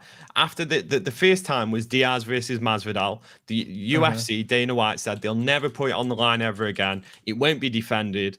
And then it was done with. It was a one and done. So we carried on, and then I'm sure they did it. I'm sure Justin won it. I could be wrong. I've got it in my head that Justin won it. Justin Poirier. It was Poirier and Gaethje. He won it off Poirier. He won it off Poirier, but Poirier didn't take it off Masvidal, and that's the point that I'm making. Yeah, I know, but like that, it's like it's a stupid belt, and it doesn't even move between people. It's just like, oh, you don't have it anymore. Actually, Gaethje was the first one to actually defend it, and that defend was it. Yeah, this is my point, because originally when they announced it, it was just a one-off thing. Then they brought it back, and they thought, okay, this is not bad. Justin won it off Dustin. Then he defended it against Max, and then it's kind of they've done this stupid thing again where it's just pitted off. It wasn't up for grabs, yeah. And then just now, Max has lost while having it, but he's still the champion. So now it feels even stupider again. It's a dumb fucking I guess it's another thing that they can. I don't mind it. It's saying that though, Frankie. Then in the League Cup, just a dumb trophy. Fuck off, mate. If the BMF, if you can't get on side with the BMF, then I'm gonna have to call you out on the League Cup. It's a real trophy. The Mickey Mouse. History. The Mickey Mouse, yeah. Mate, you take what you're given when you haven't won a title for a double lifetime. Exactly. So that's exactly why they did the BMF, because Dustin's never going to win a fucking title. Justin's never going to fucking win a title. Masvidal. I think they should scrap the League Cup. I think they should do a British one that includes English and Scottish. I'm happy for them to scrap it now that we've won it. I don't mind. It can go now. I'm not bothered. I think it'd be way better if there was a UK Cup in its place that involved the Scottish club. Do you know what's mad as well? This is going to sound really selfish of me, yeah, but now that Crystal Palace have won the FA Cup, I feel like it's kind of taken the shine off it a little bit. What, off the FA Cup? No, off the League Cup. Now I feel less excited having won it, because I'm like, well, Palace have won the better one, and they've never won anything. That's how it goes. And Palace are looking at Liverpool thinking, they've won the league, and Liverpool are looking at PSG going, they're probably going to win a Champions League. That's the hierarchy. You've won the little, what is it, the League Cup? That's the participation trophy. That's like the beast. I'm gonna let these insults just roll off me, bro, because I was buzzing that day. I'm still like, you don't understand how much you're a Liverpool fan. Yeah, you know what it's like to win everything. Yeah. If you go and look at the second choice goalkeepers, they almost all play in the League Cup. It's one of the matches you can just throw away. Bro, I celebrate when we win games. You don't think I'm going to I celebrate like I've won the World Cup after we win at Stoke away on a Saturday night. You think I'm not going to celebrate an actual cup that we can look at? Yeah. Is it the cups, it's only as good as the teams chasing it, and the best teams it does look like a teacup. But if you I don't want to get too into this, because no one who's here gives a fuck about what we're talking about. But yeah, but it still stands like with any sport. You have your main titles, and you have your Premier League trophies, and you have your Champions League trophies, and then you have the little BMF belts like the League Cup. And the I can't believe you Shield. just compared the fucking BMF belt to a League Cup. I don't know how the fuck we got here. It is a bit like a Community Shield. I would say I think the that's BMF a fair is one. more like a Community Shield. I think that's more fair. Yeah, you've done me no dirty. one gives a fuck about the Community Shield, but when you win it, it puts a smile on your face. Yeah, exactly. And that's for 90 minutes. That's what the BMF is. It's just the UFC. Again, this is their marketing team fucking it up, and they aren't thinking about it logically, and they should have put it on the line when Max fought Ilya, or they should have made Max vacate it and kept it at lightweight. and put someone else I fighting I for think it. the BMF thing should be a thing where it's just like one-off super fights that they put on, or they. I was talking about this with Jackson making a walk before. They should make it like a specific thing, yeah, where they add like a little bit of extra to it by saying, all right, like fuck it, no takedowns or you lose a point. Like no defense, like no takedown attempts or you lose a point or some shit like that. Make it different from like if you're gonna put it as you're the baddest motherfucker, you got to go in there and scrap. And if you try to do anything else, there's different rules involved. That might make it worth something. Yeah, but that's why they But other always than that, give I it don't to get the it. guys, the guys that are going stand and bang. Or can You make know, it a fin- You know bracket it's gonna competition. happen. Make it a bracket Yeah. competition, and you get the BMF belt at the end of it. Yeah, to be fair, that's interesting, but they'll never do the bracket tournaments ever again, and they won't stay away from that because the PFL are doing it, and it ends up being a bit of a nightmare because if you get injuries. Yeah, that's why tournaments don't work. I've wanted them in the UFC for like a long time, but Jack's kind of I- shot that one down really well by just like as soon as someone gets injured, it just fucks up the whole thing. Yeah, and then you'll always be wondering if the number one seeded guy gets injured, then it ruins the whole tournament because then you're going to And be it's thinking, well, happened. How did they handle yeah. injuries in the Contender Series then? Because that was a bracket, wasn't it? And No, I think that's in tough. yeah, and tough. Yeah, they'd bring a guy in who'd already got his shit kicked in to put Shit. things Yeah, mildly. they'd substitute, wouldn't they? They'd sub you out, and it just took away. And there was one time. Do you remember you were talking about that guy last week? The guy who got kicked out of the show and then came back, and then he stumbled his way to the final or whatever. Oh, Jesse, are you on about? Whatever his name was, yeah, like just you run the risk of that happening. Because I've always believed that they should do a tournament format to find out who the real contender is, and it's like the way that things happen, it just wouldn't work. There's too many things that can go wrong. What about I don't know the BMF? I don't know. Chuck it in. I guess the bin, just mate. chuck It's a it in the piece of bin shit. unless it's going to be a defended title. Just a straight up defended title. But I think like if a fighter wins it at lightweight, then goes up a weight and fights there, then he takes the belt with him, and you can just watch the BMF belt over time go between different weight classes. And because the lineage fucked up on the first thing. It was like somebody won it and then they didn't defend it, and then two other people fought for it. So the lineage got fucked up from the very start. So I get what you guys are saying. The only thing I view it a bit differently. I view it as it's an extra incentive for the fighters. Like the fighters that are fighting for it, every time we've had a BMF fight, it's been a fucking banger. Like it's been exceptionally good. And it's almost like it forces them to scrap. Because it's like you can't go in there and do I get that. It's almost like, you know how you're like saying like there should be rules. It's kind of like just saying the word, here's a BMF title, baddest motherfucker, it kind of puts that rule set up on him without actually imposing that rule set. Like, are you going to be the pussy that does a takedown fight, that shoots for a takedown in a BMF fight? No, you're not. You're not going to run that risk of being called a fucking fanny for the rest of your life. Oh, he won by fucking guillotine. He won by guillotine in the BMF title. But no, it's never going to happen, is it? It would be hilarious if someone went in there and did that, though. Just got a takedown and just laid them for 25 minutes. It'd be amazing. The only exception would be Amzat breaking someone's jaw off. That's a bad motherfucker. Like that, there's an exception to the rule. If Amzat, like if that Rob Whittaker versus Amzat fight was a BMF title and he'd have broke his jaw in that fashion, like we'd all be fucking praising the guy. Like, I mean, we did anyway. It was insane. Yeah, he literally ripped a guy's face off. That's pretty bad. Yeah, that was crushed. It kind of crushed his face more than anything else. It was more just like. I mean, well, did you see the pictures? He's like, it was bad, man. Oh, his teeth were like fucking hanging out of his mouth.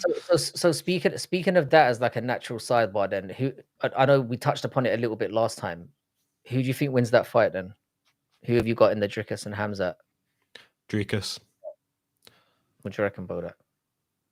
Can you say why actually before Bodak gives his response? Why do you think he's going to win it? So, I think Dricus is an awkward fight for anyone. He's got a weird timing and a weird rhythm to the way he fights.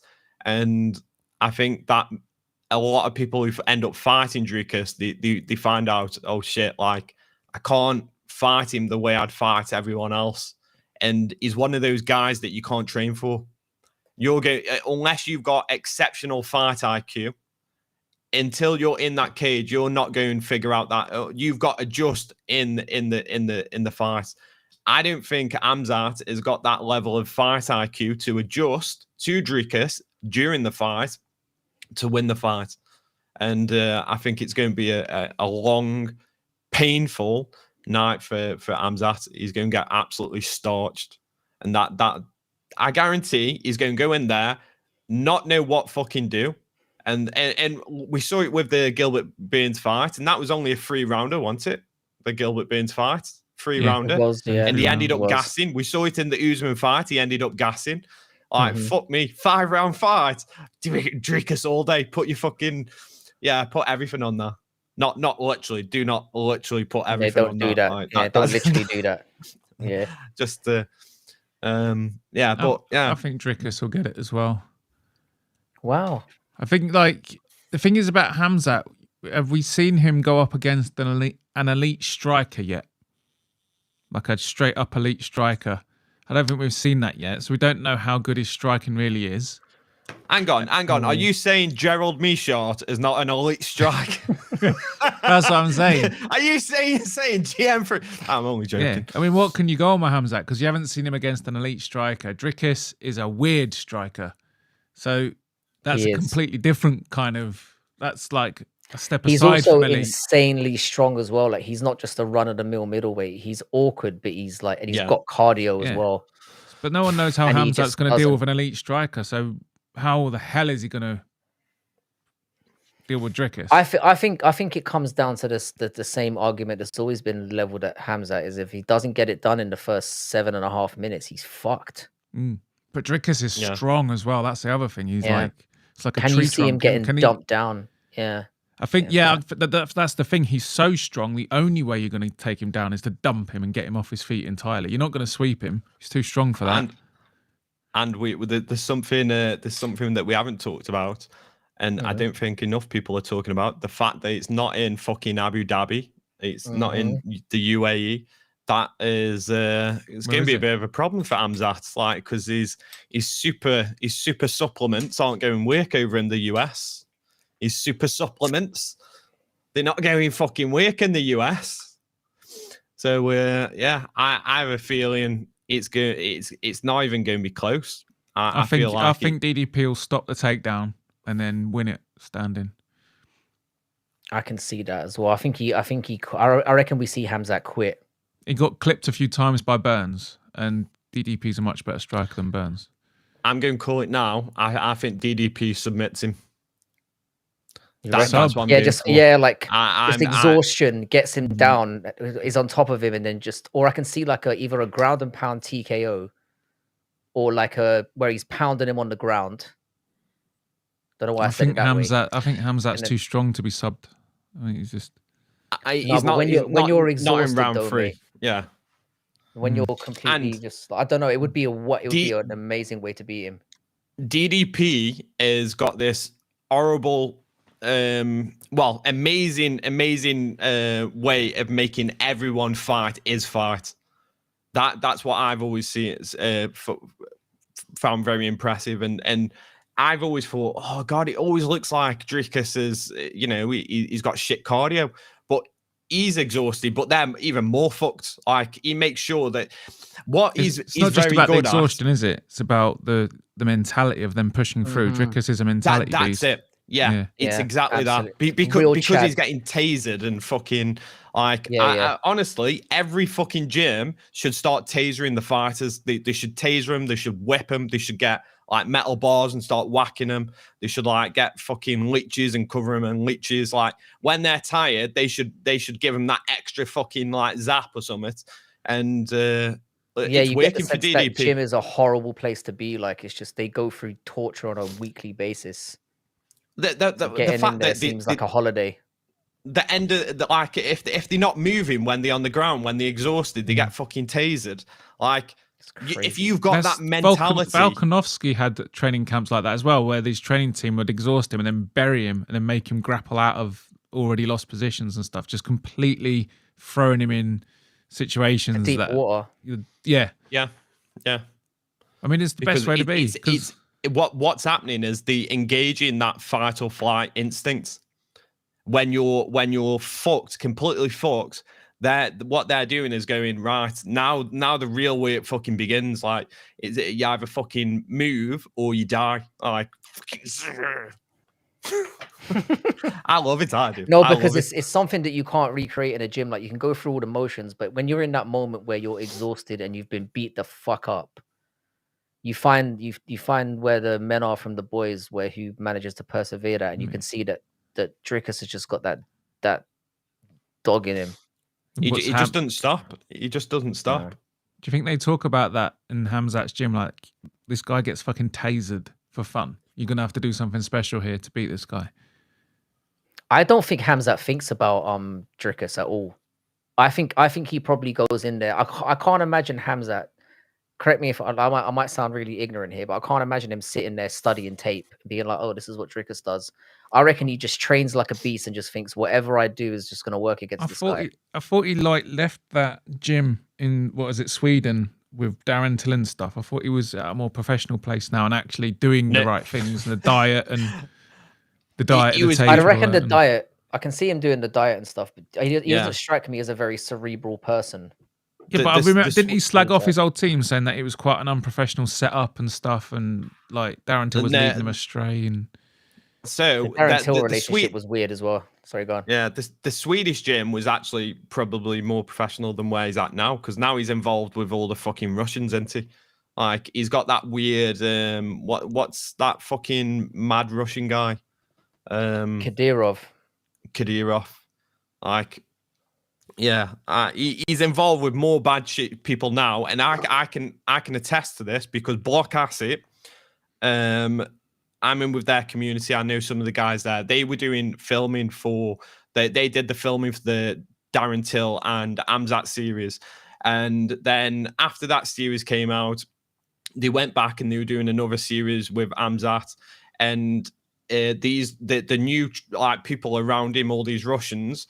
They turned to the team and told them all fucking leave, and if they didn't leave, they were going to get their heads fucking kicked in probably. But they got made to leave that fight camp. I can't remember which fight camp it was. And these are guys who were like sound with every fighter. They know trouble. A media team, a really good media team, really professional, and they did a lot for Amzat. They paid him a lot of money. They've helped him. They launched an NFT range for him, and he made a shitload of money off Block Acid. And then these new guys came around him, and the Russians, Kadyrov and fucking he's in with some bad people from what I hear, who are probably leading him more astray right now. Okay. What gym's he with now? What is that gym? I think Antec's saying it's All Stars. Yeah, but All Stars was the Swedish. Oh right, so maybe I don't know where the fuck he is now. I'm sure All Stars was the. I saw him on a YouTube recently talking about his training camp and how things have changed. It's more professional, more focused. He was talking about his diet and all that kind of stuff. Like he's actually living the athlete's life now. Oh yeah, I think that was Muslim narrative. That is. I think it was more the criticism that he was constantly gassing out. I think that's what a lot of people were saying to him. He's like, "Oh well, now I've sorted my diet out." I can't imagine him sitting there in front of a screen and like strategizing and being like, "This is what he." I mean, I could be totally wrong about that. I could just be assuming. But if he did, it would make him way more dangerous. Oh, 100%. Yeah, I mean, that's a big part of the game, but I just don't see him. I think he's the kind of person that just thinks, I'm going to go in there and smash, do whatever I want. He seems like that kind of guy where my style is just going to work and nobody can do anything about it. Mm. The friendship with the war criminal doesn't help his look, does it? Just looking at his wiki page. So it's saying he's still with All Stars. Yeah, that's what I'm looking for. He's not. Imagine he's talking shit about them and then he's going back in on a Tuesday morning. Do you know what I mean? He's like, these guys are shit. Makes no See you sense. tomorrow. He was with All Stars when he first came into the UFC. Yeah, they were in Sweden. Hang on. Yeah, but I thought he changed. I thought he left All Stars, but perhaps yeah, he not. did. Has he gone I back thought then? as well. I thought he'd gone. I thought he was long gone from there. He's had a spell at Extreme Couture, but only temporarily. Yeah, yeah, I know. Yeah, that was just like with Strickland until once it went. Yeah, Hamzat has indeed left All Stars Training Center and relocated to the United Arab Emirates. He is no longer a resident of Sweden. Okay. But on Tapology, he's still registered as All Stars, which is interesting. Yeah. I mean, I still think the weird thing with him is like he's never got over that fundamental, like he's very explosive out of the gate. It's that burns bright but fizzles out quickly type of thing. I don't think he's ever got over that in his career. Yeah, Gilbert Burns found him out for sure.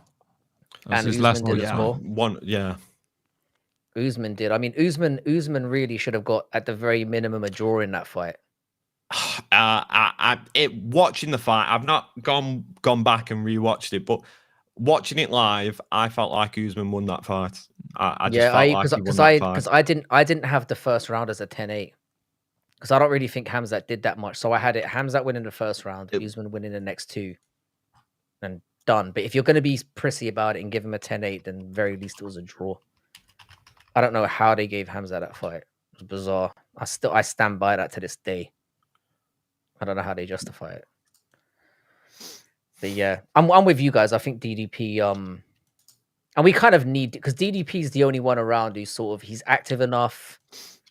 He talks that, he still brings a little level of shit talking to things. I mean, he's making his opponents cry and shit. And he's exciting when he gets in there.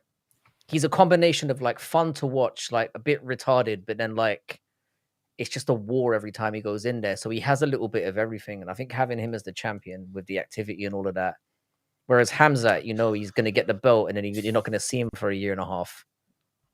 Yeah.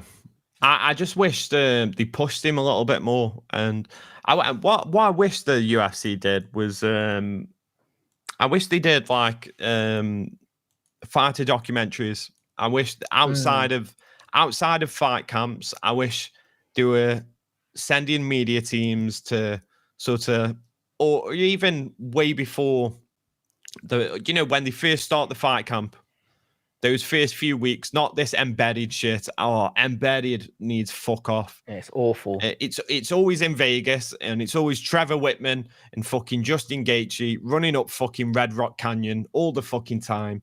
It's or someone in a swimming pool. Yeah, so someone picking weights from the bottom of a swimming pool. Just fuck off. I'm sick of it. And now it's the Performance Institute, isn't it? They always at the fucking PI.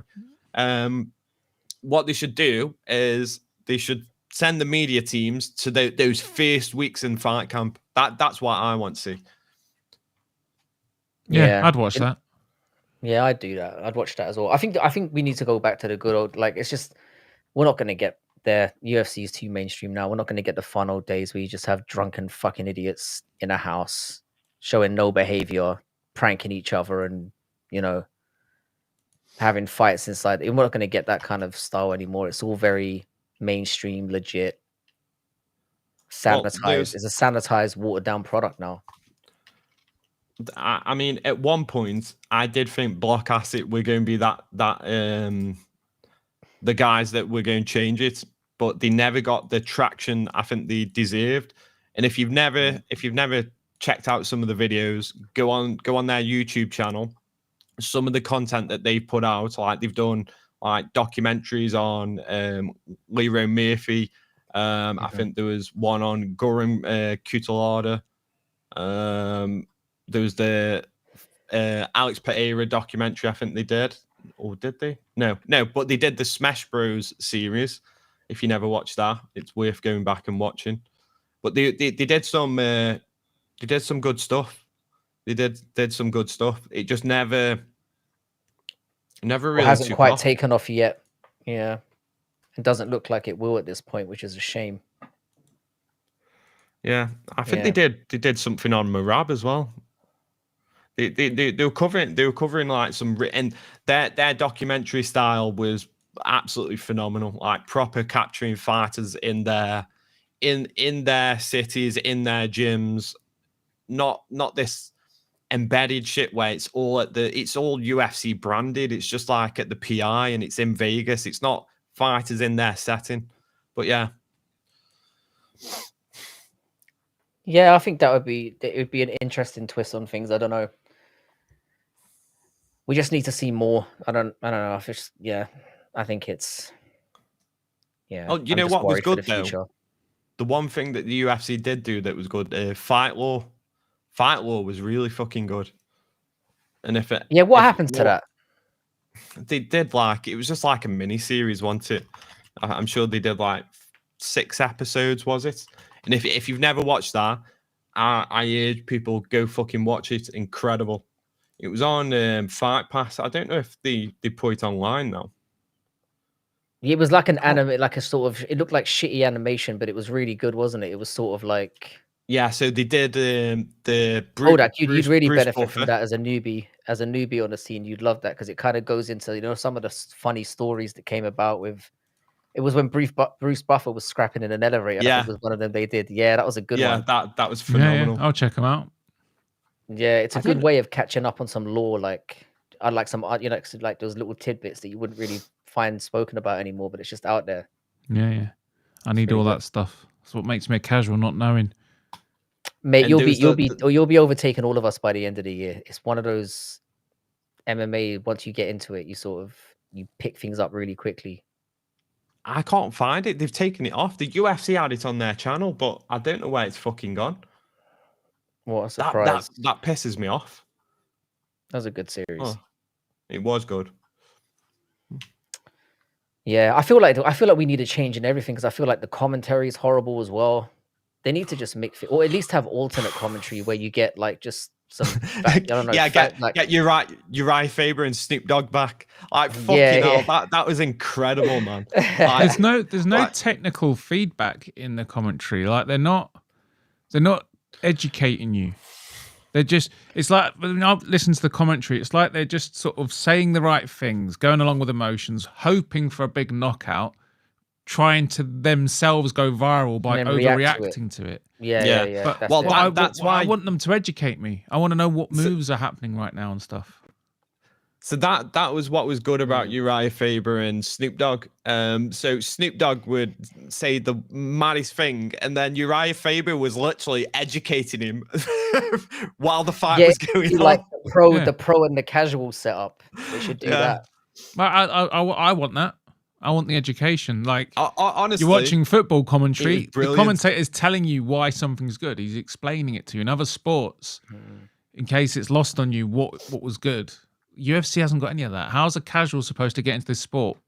Like I don't know what all the Muay Thai moves are. I've never done it before. So yeah, and you can go through cards and literally learn nothing about the technical side of it from what they're saying. You just have to kind of focus very much on what you're seeing. Yeah. And that doesn't help because you can't name things. Like I still find I'm at that stage to this day where sometimes something's happening and I'm like, what is that they're doing there? And I've been watching this sport for about 15 years now, nearly. Yeah. There's a lot that I don't know. The amount of education from the commentary team, which is one of their responsibilities as a commentator, in that regard, there's no talent for that. Even Joe Rogan doesn't really educate you, and he knows all the moves. He knows exactly what's happening. No one's educating the casual. How are they supposed to appeal to a wider audience if they're not educating them on the sport? Yes, it's a weird one. I think you kind of need a little bit of both. You need some technical stuff in there, but you also just need someone who's going to bring a bit of entertainment as well. Oh, like John Anna doing in-fight advertisements. Oh, and this is a good time to tell you about Toyo tires. The fastest tires on the market. Yeah. Well, that's think that dynamic's needed. You need that guy. You need the corporate guy to just sort of hold the conversation together, spit out the adverts and do the intros. Then you need the dumb one and the clever one. You need the dynamic. You need the idiot and the smart one. I don't think we should be having in-fight advertisements. That's something that I'm really against. Imagine during a football match, like fucking Shearer just coming out with a fucking Budweiser fucking advert mid-match. It's really random. I They find do it on the American coverage. It's always like, Yeah, our halftime highlights brought to you by Progressive and shit like that. yeah.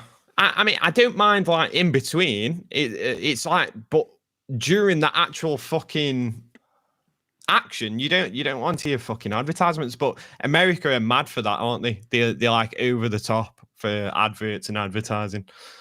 I don't know if they like it, but yeah, it's aggressive, isn't it? It is very, yeah, it's very aggressive. I just But find it that feels like the mad. same. It feels like the same show over and over again as well. It's like I feel like UFC shows these days are just a massive blur. Apart from when we got the Sphere, that was obviously very visually different and interesting. It seems to be that wherever they go now, it looks the same. It feels the same.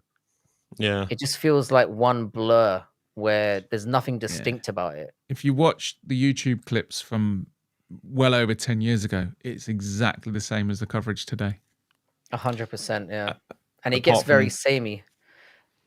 They've now got Sanko on the fucking panel. Yeah. She's not too bad, to be fair. Oh no, I really don't like her. Like she goes off onto like it's almost like she's got some kind of like she tries too hard. She's a try hard, and I don't like it. But here's a question though: which commentator do they have now who's good? Where you go, yep, I enjoy listening to that cunt. I can't think of hardly anyone. There's some that I can tolerate, and that's about as good as it gets. I can tell you who I hate the most. See, this is the thing. This is what it goes down to. Like, yeah, because I don't like any of them, but it's Michael Bisping and DC. I can't stand them when they're on commentary. Yeah, DC's horrid. Bisping's a little bit of a guilty pleasure for me because, well, he's one of us, isn't he? Yeah. And it's kind of funny watching him insert himself into every scenario. Well, like when I was a fighter, and then he just goes off into one, starts talking about himself for 20 minutes. It's kind of funny. Like, it's cringy, but it's funny. Like, whereas there's no personality. Like Paul Felder is probably somebody you'd appreciate, Bodak, because he does that side of it, where he's very technical. I'd say Paul Felder's my favorite commentator.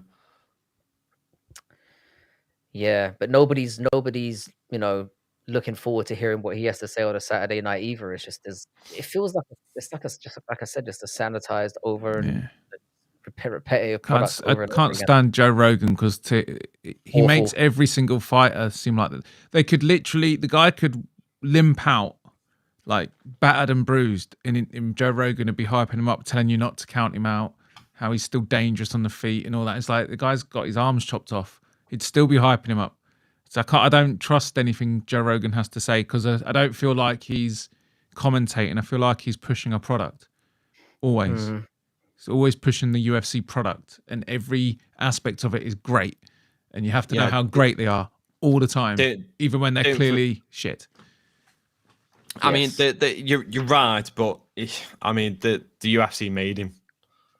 Like he was in the UFC from the beginning. Like he is as much as part of the UFC as Dana White. He is, and he kind of made them a little bit as well. Like he was part of the whole. It was a very symbiotic relationship in that way. But isn't he like the glue? Like it's every combination of commentator. It's always a bunch of people that would work well with Joe Rogan, and if Joe Rogan's not going to move on, what are the chances of getting a new commentary team outside of a dynamic that doesn't involve Joe Rogan? You know what I mean? How are we going to get the actual change and stop it being the same? Because I think Joe Rogan's actually the problem because it all revolves around him. He doesn't do that many events anymore. Yeah, he's not really. Yeah, he doesn't. Yeah, he kind of does. He only does the pay-per-views that are in America, which at the moment I think are they amount to about 6 or 7 a year at most. Yeah. Yeah, but what I'm saying is it's that thing, like whoever's on the commentary has to be able to work with him. Yeah. Like DC is there because he works well with Rogan. Same with Dominic Cruz. All the commentators are there because they work well with Rogan. That's what I'm saying. And he kind of does direct a lot of where the conversation's going as well whenever he's on. And he's only on for cards that are stacked to shit as well. So when you get those marquee moments where it's like, oh, we finally got an amazing card that's stacked from top to bottom, and then you've got just the most brain dead commentary to go with it. There's no personalities in there or like fun anymore. I don't know. I feel. Do you know what the funny thing is? We've been whinging about the UFC for the last hour and a half, but like we're UK guys that we stay up until 5, 6 o'clock in the morning to Yeah. watch this shit religiously every week. It's crazy. They got us by The the thing is, balls. I don't anymore. I don't stay up watching it. I just can't motivate myself to do it anymore. And I watch it the next day, but unless it's a big event, I'm not interested. It's just not worth it anymore. I only stay up if you guys are doing a watch along and I'm with you. I wouldn't stay up. Yeah. I've fallen asleep a couple of times this year during cards as well, which has never happened to me at any point. Like years and years of watching it, I'd always make it through to the morning, work or not. Whatever country I was in, I'd make it through. I'd be sneaky watching it on my desk when I was at work and shit. Like if it was on during the day. Like now I'm just like, oh, fuck it. If I don't mind falling asleep and catching it later. So yeah. We haven't talked about Patchy Mix coming into the UFC much. No, what are this your is gonna thoughts on be. that? I'm very excited. I'm very excited You know about what? that. I really like him. Like he's one of those. For those who don't know much about Patchy Mix, he's one of those guys who's at work hard for everything he's had. Like he's been passed up on the. He's wanted to be in the UFC for a while. He's been fighting from the moment once he born prematurely. He was born into poverty. He was going to school and getting paid like $5 to fight fucking other kids. He's a fucking. He looks like that though. That he looks mean. Do you know what I mean? Like he's Yeah. come up mean, and he carries that into the cage. Like he's very like vicious, aggressive. Yeah, vicious. Like, but he's one of those guys. He's a decent guy. Like when you hear him talking in the interviews, he's like a really likable dude. And what I like about him is, like you say, he's got that vicious side, but he's quite humble from where he's come from, and he's quite grateful for the opportunities that he's got. And I think I was watching an interview, and he was saying that he's made his money, and now he's looking for like legacy, make a name, legacy now. Yeah. And unfortunately, though, I don't think. I think O'Malley knocks him out, and I think Merab outworks him. And I think he'll be in the top. He'll be in the top 5. I think he'll get there. He'll get there, and he'll get title shots. But I think in his last fight, was it the Magomedov? Magomedov, yeah. When he fought him, he's got decent striking, but his grappling's where is fucking phenomenal. And but his he gets caught next level as well. Yeah, his jiu-jitsu's next level, but he gets caught a lot in that Magomedov fucking Modov, whatever the fuck he is, the fucking Dagestani lad. He rocked him, like, but he held it well, but he got rocked in that fight, and you could see he was he held it well, but someone like O'Malley hitting him, I don't know.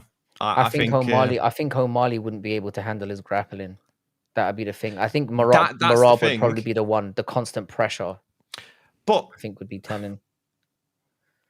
They trained together. Well, yeah, they have trained together, haven't they? Which makes it interesting. And can I say it was very refreshing? It was very refreshing that he said that coming in, where he was like, "I've trained with Merab for 6 years, but I've already walked up to him in the gym and been like, yeah, I'm coming for you, bro. I'm coming for you. I like that. Yeah. None of this we're friends and shit." He's like, no, like I'll fight anyone like to get to the top. I like somebody coming in and saying that from the jump. He trains at Extreme Couture, doesn't he, Patchy? I'm sure he trains at Extreme Couture. Primary, and you can see it a little bit because he's got that fucking Strickland stance, and he walks forward and he's like Strickland. you see it a little bit. So yeah, I am excited about Patchy coming into it. He's an exciting fighter. He's charismatic. He's good on the mic. I feel like a lot of fans will take to him very quickly. Yeah, they will. And especially if he goes out there and starches Mario Batista, who everyone fucking hates right now. For no reason, really. It's a really Well, unfair hatred. It's like I'm sorry, I'm I kind of don't- on the other side of that. no, come on. It's a bit harsh. Even Patchy said he's going to avenge Aldo. He's going to avenge him. I think he was taking the piss a little bit, but yeah, it was. Well, no. I'm excited. I'm You excited better. for him coming in. I think he'll do well. I think he'll do very well in the first one, and I can see him getting, because he'll be fast tracked as well. I can see him getting a title shot, and he'll probably need Well, 2. this is the thing. Like, this is what sucks for Patchy, and I feel for him a little bit because, like I was saying, he's had to work hard for everything that he's had in life, and he's a Bellator champion, and he starched their division. And Bellator's bantamweight division isn't bad. It's not a bad No, division. I used to argue It's that it's as good as the UFC's in a lot of ways. They had some yeah, guys in that division, like they've got some Ruffion guys and Stotts and Pat didn't Sabatello and Magomed Pettis. Magomerov is really good. Yeah. Pettis. Yeah, Pettis was really good as well. He started to make a name for himself. They had Well, Horiguchi. They had and guys who were good. didn't Patchy like knock out their like top 3 and back to back or something? Like top 3 or What top he 4 did to back to Ruffion back. Stotts is one of the worst knockouts I've ever seen. Like, kneed him right up the middle. And Ruffion Stotts is fucking good as well. Yeah, Like, laid him out in like a minute. and so it's kind of sad that he's had to come in and he's fighting Batista. It's, I mean, I think it was a circumstantial thing. He could have been waiting around for a long time, and he's just somebody's pulled out and they've gone, right, will you take this guy? And he's gone from the offset. And this is what you were saying before about getting benched. He's come in there straight from the offset and gone, all right, yeah, I'll fight him in 2 weeks. And they've gone, oh, you're like that, yeah? All right. So when title shots come up, that, but Patchy's name gets thrown in the hat. The thing is, he's been wanting to get in the UFC for a while, so I think his management team would have been like reaching out, and for some reason, I don't get why they didn't snap him up, but for whatever reason, they haven't until they've needed him. He only got released recently, I think. I think Bellator were clinging on to him for a bit.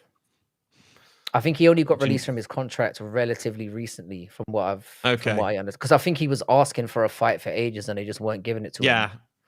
Yeah. Because they don't even have a bantamweight division, really. So it's a bit weird. Which is mad. They've released him, but they don't have a middleweight division in PFL. It's crazy. PFL is going sink. I think it's going really fucking sink. It's the worst organization I've ever seen. If you like, we've been dogging on UFC for the last hour and a half. If you want to see some shit, PFL can't even get the ring walks right. You got people doing some mad W shape to get to the ring. It's all weird. Like, they're just dumb in every aspect of it. They are, and they're the same as Bellator. They still have a coming soon page on where to watch the fights and stuff like that. But you know what, right? I should contact them so I can get some business out of them. Fix their websites. They do, like, we talk about press conferences, but do you remember when Bellator and PFL first teamed up and they had that massive press conference and they had all the champions there and they had Chael Sonnen and it was the most awkward, weirdest press conference I've ever watched. They had the owner of PFL come out in front of all the champions, and then he gave this big fucking 10-hour speech, and then they went to a break and they had all these fighters just sat there on the stage, and I'm thinking, what? They just don't get it. Fuck? Yeah, they do. No one cares about the fucking the fucking owner. Like, just say, no, it's weird. Merged. No, and the season thing is weird as well. It's like they don't have champions. They have like seasons where you win $1 million and then it all resets again the next year. It's all just, they just don't understand it like at all. They've taken everything. Like, there's a blueprint that's involved in combat sports that's been there for decades and decades and decades in boxing and whatnot. And they're like, no, we're just going to do this. And it just, that's not the party. Right. To be fair, I think that was a good marketing strategy when they were building the brand, because it was like all of a sudden everyone was taking notice. He's fighting for £1 million. Like, it was a big thing. I remember. Well, why can't it be for $1 million and a belt? Or why can't, the thing is that they had a lot of good ideas, like the smart cage, I think is amazing. I'd love to see that in the UFC, because Bodak would love that. It's basically like an AI cage that scores the fights as it's going on based on certain criteria. Okay. It's amazing. They've got ref cams as well, which I've always been a big fan of as well, where it kind of switches at certain points to where you can see the ref's point of view and what he's seeing. So that when Nice. fights ended a certain way, you can see what the ref's seen and you go, oh, that's why he stopped it or whatever. They had good ideas, but they've got good ideas. But what they've not done is the when they were building the brand, I think that model suited them. Everything that they were doing suited them. Now they're at this stage, this model does not suit the wider audience, the bigger fights that they've got bigger fighters now. They've built these fighters and they've got big names coming over to the PFL, and it just seems like hang on a minute, like you're not putting on world-class fights. The production and everything about it just doesn't feel world-class, even though you've got like names like Francis Ngannou, you've got Johnny Eblen, and you've got Impa, and you've got all these like potential stars and champions. And I'm like, it's not matching up quite a lot of it. Like that's why Kale Harrison ended up fucking leaving. A lot of them are it's just just really stupidly dissatisfied run. with how It's it's a being run. shame because as MMA fans, we want these guys to succeed because it provides competition. It's like I always hate to use the wrestling analogy, but it's like when you were wrestling fans back in the day and you had like WCW and WWE and you had ECW, and then it felt like the best time to watch it because they were all vying to be at the top and it made them want to be better than each other. But when you've got a circumstance Forces where them you've just to got one evolve. 100% and we don't have, it's like Premier League example where Liverpool would have never reached the heights that they did or become as good as they did if Man City weren't around. It's the same kind of thing. It's like with UFC, this is what this is all culminated to, this entire conversation we've had today. There's no competition and it just feels like the UFC are just like, we've got them now. Let's just keep churning out the same shit. I think that'll change. I feel like that'll change in the next 10 years. I feel like PFL. I want Sheikh. I wanted Sheikh Bellator, and I want Sheikh PFL even more because you can see where PFL is going to go, and it's going to go one way, and it's going to go into the ground. Like the way the 100%. pissing off, like the worst thing that they've done in this recent time is the pissing off fighters. The making a name for not giving fights and not giving fights to the fighters and pissing fighters off, and that's not a good look because then fighters are not going to want to do business with them. Like people are going to hear stories. There's the whole fucking. I don't know if you know about Dan Hardy. So Dan Hardy goes around and he goes to these smaller events for the PFL and he helps. I think he helps recruit talent for the PFL. And what he does is he goes around promising young talent fights and when he shouldn't. This is a rumor, by the way. It's not. I've heard it from a few fighters that he goes around promising them fights on cards, and then nothing comes from it. And all these things just leave a bad taste. And like these are from big gyms as well. We're not talking like fucking unknown gyms. We're talking big gyms that have got a lot of professional fighters in the gyms. He's going around to the young talent, telling them, promising them fights, and then nothing comes from it. And that gets around gyms. And I think that's bad. I think it's bad. And I feel like PFL, they're not going to be in business in about 5-6 years. That's my honest opinion. They are bankrolled pretty heavily, so they might just survive by it's that thing. It's I don't know. That's the only difference. But is it the Saudis that are bankrolling them? Yeah, it's I don't know if it's the Saudis, but it could be. I think it is, which is weird to me because they usually go about the way they do business in a very, I don't know. They usually go all out. It just feels like they get the best people in. They're not doing that with PFL. Anyway, it's sad and hopefully, yeah. So, is there anything else you guys want to talk about before we head off? Because it's been, I've really enjoyed this one. This has been chill as fuck. Yeah, lovely and chilled. I was just about to say I need to head off in a minute. It's nearly 11.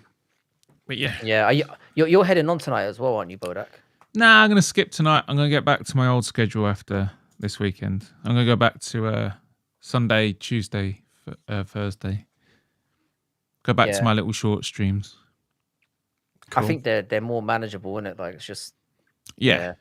The game streams are getting out of hand because I end up staying awake until 4 or 5 in the morning because it's just one more. Because when you're playing a game with the boys, I get up around 9.